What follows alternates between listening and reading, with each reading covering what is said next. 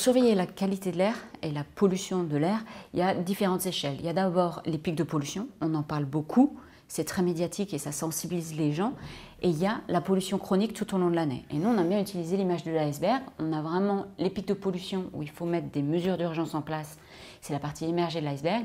Et la partie beaucoup plus importante, c'est la pollution chronique, ce qu'on va un petit peu respirer tous les jours et qui va avoir une incidence importante sur la santé. Pour connaître la pollution, il faut savoir ce que l'on émet, savoir ce que l'on récupère aussi en bordure de domaine, c'est-à-dire avec nos voisins, savoir quelle est la météorologie, comment va se disperser ou pas cette pollution et comment vont réagir les polluants entre eux. Avec telle température, tel polluant, telle condition météorologique, ça va réagir, ça va en créer plus ou moins. Donc on a vraiment besoin de tous ces éléments pour faire une cartographie la plus réaliste possible de la pollution de l'air.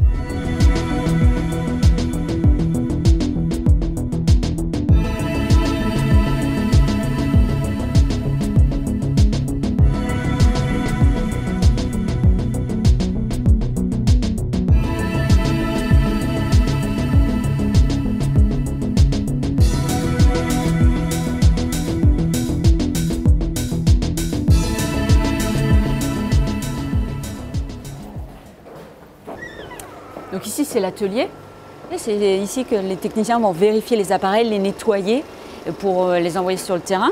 Ici on a par exemple un appareil qui va mesurer les particules. En haut il y a une tête de prélèvement sur le terrain où l'air va passer et va être impacté ici. Et suivant la tête, on va mesurer les PM10 ou les PM2.5. Une fois que l'air est aspiré et passé, il va rentrer dans l'appareil de mesure. Et ici on peut voir qu'il va impacter un filtre. Et il y a une microbalance et c'est comme ça qu'on va pouvoir mesurer les taux de particules sur le terrain, en proximité au trafic ou en situation de fond, donc loin des sources de pollution, pour avoir quelque chose de représentatif d'un quartier. Tous ces appareils-là, ils sont envoyés sur le terrain et régulièrement, on les rapatrie et sont nettoyés et recalibrés ici, dans l'atelier ou dans le laboratoire de métrologie, pour pouvoir continuer à fonctionner.